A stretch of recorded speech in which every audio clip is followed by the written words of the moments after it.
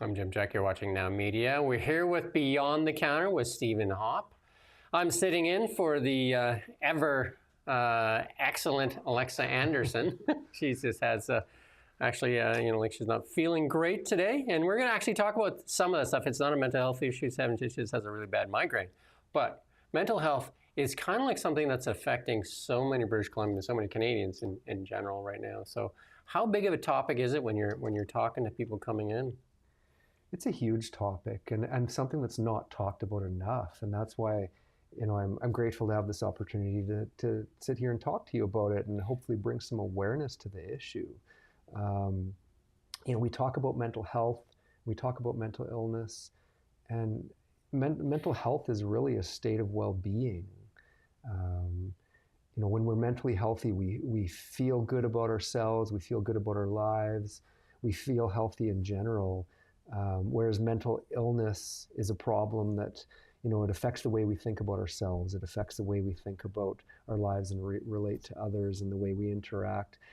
And mental illnesses disrupt our lives and our ability to function. They create challenges that people encounter with their everyday lives, unfortunately. Yeah. A lot of people go through peaks and valleys, but we're more talking about the people that kind of stay in that valley for a longer period, an extended period of time, and that it turns into something more than just like a bad day, right? It turns into something where it kind of like spirals, and it turns into something that sometimes it requires treatment as well, too. Absolutely. And so when you have good mental health, you deal with those difficult times that you talked about. Everybody, if you've lost a job or you've lost a loved one or just had a hard bad day. Yeah, exactly. Yeah. It's normal to feel sad or feel angry with these certain things. But we're able to bounce back. Whereas when you have mental illness, you don't necessarily get through those times as well. As you kind of mentioned. Yeah, so it's like when somebody comes in and you're talking to them, obviously, like a lot of times when people are coming in, you've done a lot of shows here already too, and talking about describing and stuff like that. You're talking about their prescription, you're giving the information. Can you kind of sense when they're possibly where they need more support in that way, and then you guide them? Yeah, for sure. And we see it so much, right? Statistically now, mental health is or mental illness is one of the things that is the least commonly treated, but the most commonly occurring in people. And as a pharmacist, you really get to know your clients. Mm-hmm. We see a lot of our clients that come into the pharmacy a lot, sometimes weekly or multiple times a week. And it's so great to have such a great relationship with people that come into the pharmacy. And so when you get to know them and get to know their families and their struggles, you definitely can recognize when people are going through, mental illnesses, whether it be depression or anxiety, or many other mental illnesses that people struggle with. And you said that like a lot of people, like, because the stigma there, a lot of people try to hide it, right? They try to mask it. They try to keep it from their spouse. They try to keep it from their partner. They try to keep it from their kids and from their work and stuff. And sometimes they just kind of like, it even actually gets worse, right? Because they just kind of like press it down inside. Some people are able to deal with it. Some people use it, they press it deep down inside and they use it as motivation. But a lot of people, it actually turns into a bit of a failure for them, right? That's how people feel. And it shouldn't be that way. It is an illness, just like diabetes is an illness. And if you were diabetic, you'd probably talk to your friends. They'd know that you had diabetes. Most people would be completely open talking about that. But with mental illness, somehow there's a stigma there where people feel like less of a person. Yeah, it's exactly. And the thing about that stigma is it almost results in, a discrimination attached with mental illness. It becomes a barrier, really, not only to diagnosis but to treatment. And because of that stigma, people don't get treatment statistically. And there's some really good studies out there and resources out there, but statistically, close to 50% of people who suffer from anxiety, chronic anxiety and depression, don't ever see a doctor or a counselor. Mm-hmm.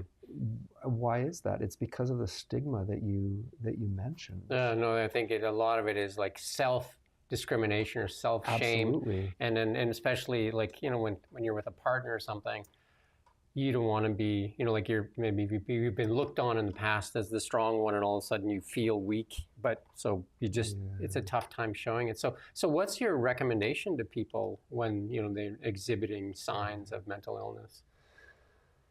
A support network is so important with anything in life, right? Support network is important. People are more successful getting through, addiction problems, other health-related problems, whether it could be cardiovascular or anything. People are more successful if they have a support network. So, for some people, there's reasons why having a support network is a real challenge. But in general, you want to seek out the people who you trust, seek out the people who you're comfortable talking to, and using them as a support network. But a big thing, I think we all have the responsibility too, as healthcare providers, workplaces, we have a responsibility to bring mental illness out there and to destigmatize it.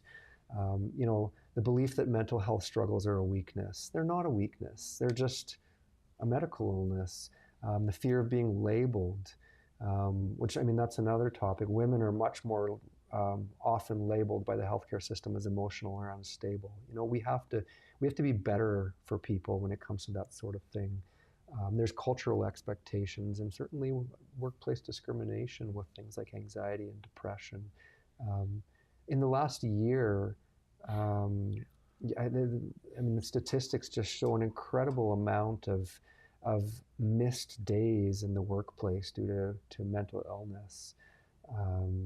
And people deal with stress, and this is the thing, people deal with stress a lot of different ways, but then sometimes people will pick on what they think is the whole issue. Like I can share a story with someone shared with me, is a young man would get such severe anxiety that some days he would phone in and say he can't come to work because he was scared he wouldn't find a parking space. So that was caused. But that's not the real anxiety, It's just that's the straw that kind of broke the camel's back, and it's just kind of like, he's suffering and like almost anxiety all the time. So little things are causing him to kind of like spiral. Absolutely. And so we need to support those people. We have to recognize that people who struggle with those feelings need to be supported, and ultimately, you have as a employer, as someone who's a supervisor in a workplace, you have an opportunity to support people who struggle with those things. And they still have a job to do, of course, and we have to recognize that. But if we can support them through these struggles and talk to them, make the environment open, so make it a safe environment and create a safe place, then people will be much more open to talking about it. And that's really one of the most important things with mental illness, is destigmatizing it, making it safe for people to talk about it. So when you're dealing with these patients, you kind of know. You know who's on a benefits plan. Obviously, you're seeing because of their copay or their thing or whatever. And then a lot of benefit plans obviously have a psychological component to them where they can actually call us. Is that where you kind of like steer them first, kind of, or? If they're needing help, we would steer them. As a pharmacist, I feel that I understand mental illness and where people are coming from pretty well, but I'm not an expert, certainly as much as people who are trained in that. So some of those, when people have private insurance, often there's a support component associated with that. If it's something that we can't help with, we'll try to direct them to resources. The Canadian Mental Health Association, and Kelowna has a really great chapter of the Canadian Mental Health Association that has lots of resources for youth and young adults. The Foundry is amazing. Now, all these places, there can be a wait to get in, but we try to direct them to the experts. And at least in my pharmacy, we tend to have a lot of time for people. So we'll at least listen to people and make sure people understand that we're here to listen and support them in that way, because sometimes people just need an ear and need someone to take the time to listen to them too. And obviously to family doctors, and then obviously there's prescriptions, and then that's kind of where you would explain what the medications are doing to what side effects and what other That's our job, and we do that, and we evaluate all of their medications, but it's not only about medications too. Often medications help, and mental health is something that people definitely can improve it. Mental illness can be managed to the point where even if they're struggling with day-to-day things, the majority of people can recover to a point where they can live a life where they're feeling good and able to go about their day-to-day things that they want to do. But medication isn't necessarily always the answer either. And so, I will try to direct people to what they need, whether it be counseling or psychiatry or whatever resources they really need out there. Yeah, Alexa told me that you've actually even done a show on describing, which is unusual for a pharmacy, right? Yeah, deprescribing we call it, which is about getting people off of their medications or decreasing their overall medication load. I look at my business as being in the healthcare business and being in the business of people. So trying to help people to feel better about everything. And that's not necessarily pushing prescriptions on them. That's not what we want, because that's not right, and it doesn't make people overall healthy and feel better about themselves. And if I can make everybody feel better about themselves, even if they're getting fewer prescriptions, people are hopefully going to like us and be loyal customers, and that in the long run is good for us, and it's good for them and good for the community. I say one thing always is eat food like it's medicine, or medicine will be your food. I'm sure you've heard that a million times, right? Many versions and it's of that. It is so true, like in how you look after yourself, and then that support network you build through life, right? And then having pharmacists that actually is willing to take the time and chat with you.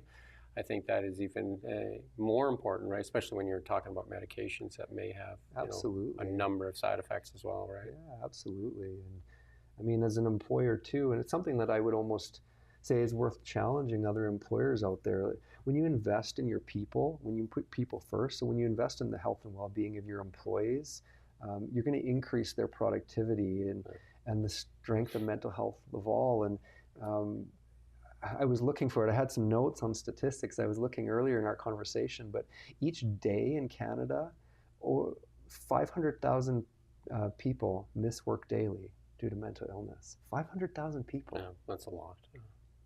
And I mean, I don't want to just start throwing out statistics in this interview, but they say that by the time people are 40, 50% of Canadians by the time they are 40 experience depression or anxiety. Yeah, I remember they used to run commercials a long time ago. Oh yeah. That said 3 in 5 British Columbians will have a mental illness in the next couple of years or something like that. I can't remember the exact stats on it, but like, it is something that is very prevalent, and like you said, a lot of people go through peaks and valleys. It's on an ongoing basis, but sometimes people get stuck in a valley for a longer period of time. And they actually make it worse instead of asking for help out of the valley. And well, it's hard to ask for help, as you mentioned before, and cases like this have been getting worse. I mean, the government has done some surveys, and since 2012, between 2012 to 2020, we're seeing much more of it. And then COVID happened, and I mean, COVID was horrible for mental health, and many people are still stuck in a a small space. People are still struggling to get back from that. And now economic stress that we're starting to feel. Canadians have lots of anxiety with I mean, that's the typical thing that families go through. Do we have enough money to pay the bills, right? Which causes friction, which causes mental health issues, which causes, it's kind of a spiraling kind of thing. So absolutely. And if it's okay, I'd love to talk a little bit about women's mental health too. And I've touched on it a little bit before, but women are expected to be caretakers and nurturers by society. There's those stereotypes. They're expected to be sort of the pillars of strength for the family quite often. And because of this, I think women often feel more pressures, to support people through struggles, but not getting the support themselves. They don't prioritize themselves. They don't. They prioritize the children first, and then their spouse, and then they typically are, last place, right? Well, and it's really common, and I've experienced this through women in my family, where someone might have something going on in their life where they have legitimate pain, and as a woman, when you go to seek medical attention at the hospital or emergency, it's really common that there's a stigma or there's a bias that just assumes, it's mental illness related. Statistically, it's been shown that in the healthcare system, that's much more common for that to happen to women. As a result, women tend to have a fear of being labeled emotional or unstable. because it does happen. Mm-hmm. So, we need to normalize the conversations as healthcare workers. We need to be more patient and listen to people, I think. And that's a big part of being a pharmacist and being a healthcare worker is you have to listen to the person first and tailor what you do for that individual. Everybody can't be treated equally because not everyone is the same. And so we need to challenge harmful stereotypes. Those stereotypes we've talked about, that mental health is a weakness, or you're lesser of a person. We change the narrative that people aren't fragile if they have mental illness. Really seeking help is a sign of strength. So when you have something like this, it's a strength to seek help. Because lots of times people will use coping mechanisms, I'm sure too, coping mechanisms, and those coping mechanisms turn to be alcohol or some of the, drugs or different things, and these coping mechanisms, and it dulls the pain, I guess, and those coping mechanisms then become, they're highly addictive, and then it leads to a lot more issues, right? And substance use disorders are a form of mental health, mental illness. Yeah. That's the way they're classified now, and they should be, because that's exactly where they come from. As you say, it's generally dealing with some trauma. Yeah, it's coping, right? So at the beginning, right? You know what I mean? Or some drugs are typically, like experimental, and then it turns out how the addictive ones turn into a. Everyone deals with trauma in a different way, and that's usually where that comes from. Is there's trauma, there's mental illness, and it does spiral, and it makes it worse. And there's an extreme stigma when it comes to addiction and drug misuse, and it's hard for people. I mean, there's shame involved usually, and we have to get past that as society. We have to help people not to have shame with these things. We all either go through it or know someone that goes through it at some point. And when we're talking about alcohol and drug misuse disorders, for any of us, it could just be one thing that happens in our life, and you never know. You could end up going down that route. So it's really important to have compassion for people and have patience. And again, in the pharmacy world, that's something that I try to do, and my team tries to be that way at Rutland Medical Pharmacy. Yeah, I know a lot of people that have experienced that. Personally, my dad had a really bad issue, and it, kind of ruined his whole life and stuff like that. And at the last few years of his life, he kind of was lucky enough to get off it and kind of made amends, which was great. But lots of people don't even get that opportunity, right? No, so exactly. it is. So what coping mechanisms are out there when people are starting to turn to substance as opposed to it's a network, obviously, is one of the big ones, or turning to a healthcare professional. Yeah, I think even before coping mechanisms, it is really important to find the right help, because coping mechanisms are often something that people need to learn, people need to practice, and there are experts that can really help with that. Positive thought process, but it's not as easy as just saying, hey, think positive. Yeah. That's part of the problem. Somebody that's in the valley, that doesn't really help them, right? No, it doesn't. Yeah. All you gotta do is think positive, you'll get better. They're just like, thanks, right? Realistically, that doesn't work, and that's. No. I mean, it can be helpful if you have the right tools to focus on those things, but it's about having, usually the best coping mechanisms is having support. And there's a good song there, Lean on Me, right? Yeah, no, totally. But if let's say you're homeless, where do you get that? That's exactly it, right? And so again, there's so many resources out there, but they're hard to access. So, the Foundry for young adults and youth, organizations like the Gospel Mission, and then certainly the Canadian Mental Health Association has offices here in Kelowna. But if people can find the strength to do it, even popping into a pharmacy if you have someone that you trust, and just to have someone to talk to, can be really important to go down the right path in terms of developing coping mechanisms. And I would say even people out there, like if you're not having you see somebody raging or doing something in a Starbucks lineup or in a car, maybe don't interact to kind of add fuel to the gas. They may be having, you may drive them further into something as opposed to just, like just saying, hey, they're having a bad day. I can let that slide. Right? Absolutely. Well, and people are, you have to remember all these people are someone's son, someone's daughter, and you don't know where they're coming from. And we deal with that in pharmacy sometimes as well. People come into the pharmacy not feeling good for one of many great reasons, and sometimes people might be a little bit grumpy or a little angry as a result. And I've always told people that I work with or who work for me that sometimes you have to be a little patient even if someone's a little rude, because you have to understand where they're coming from. And if we can help them to feel better, that goes such a long way. I had a really wise person, and I think I've talked about this with Alexa on previous talks, where I've talked about being good medicine. It was a really, really wise Indigenous elder that used that line quite often talking to us when I was on the board of the College of Pharmacists. And I really think we have an opportunity as people, as healthcare providers and everybody in all aspects of our day, to try to be good medicine to the people we come in contact with. And good medicine doesn't mean prescription medicine necessarily. It just means, in my interaction with you, do I treat you well? Do I try to do what I can to help you to feel better and to have a better life? That's being good medicine. Mm-hmm. Sometimes just a thought-provoking question can break the pattern when they're in this, because people typically cycle. They'll just kind of go through this range of emotions, and if you can break that, it's an old Tony Robbins trick, right? Where you would just kind of ask a question, just like, "Oh, what's your favorite coffee? You go to McDonald's or Starbucks?" Sure. And they're just like, "What? What?" And maybe you break their pattern for a second, and then you can start a dialogue, right?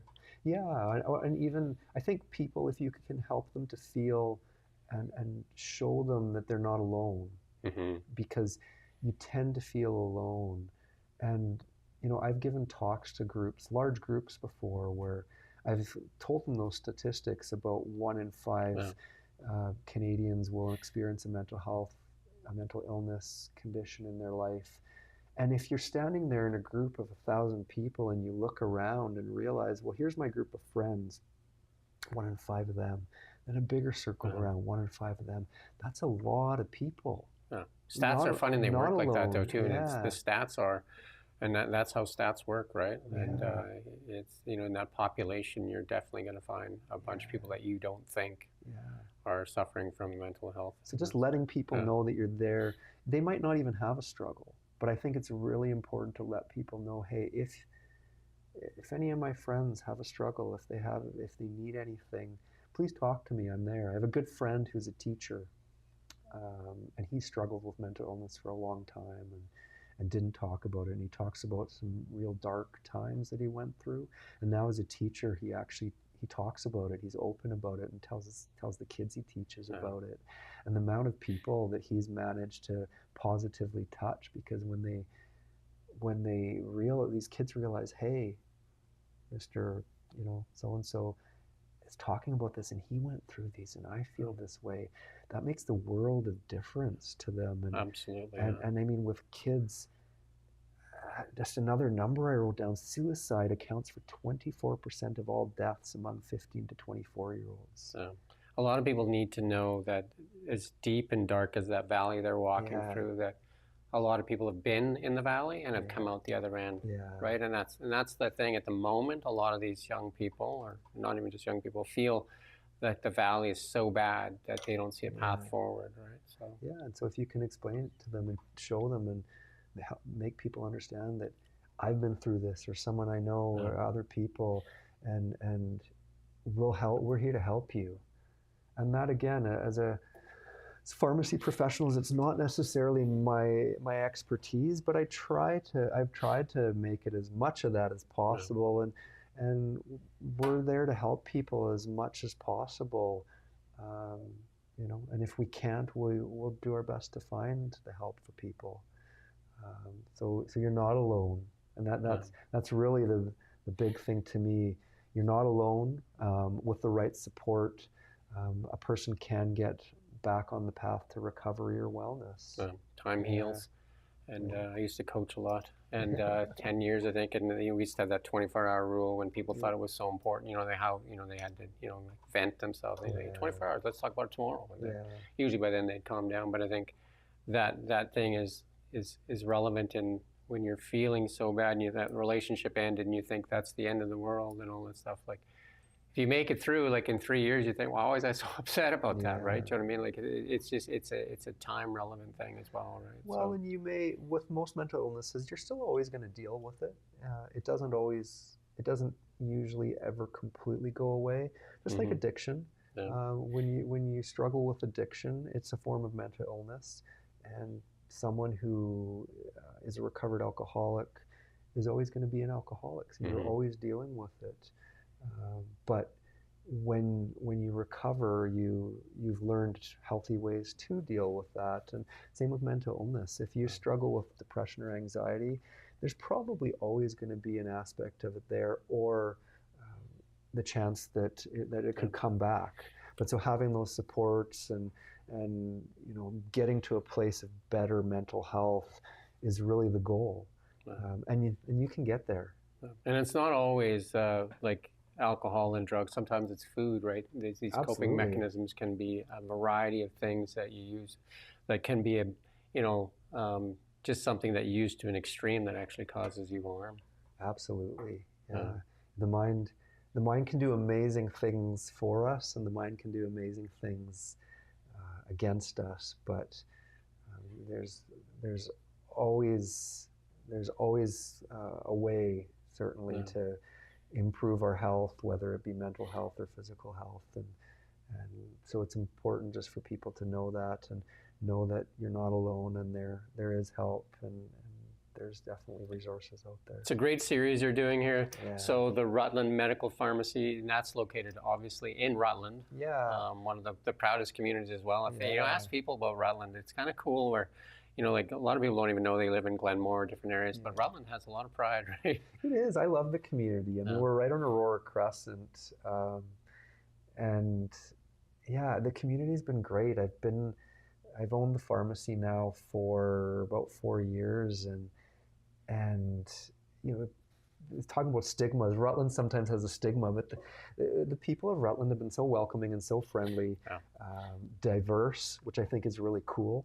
And a lot of community pride. I know when we do Best of Kelowna, Rutland typically wins the best community, because the people that live in Rutland have a lot to for Rutland, right? No, there's and a they lot had of some, great like some straight out of Rutland stuff. Kind of stuff, right? So, I mean, that is their form of pride. And there's, like a lot of people really like Johnny Rutland is actually the story of Rutland, right? But it's a great community.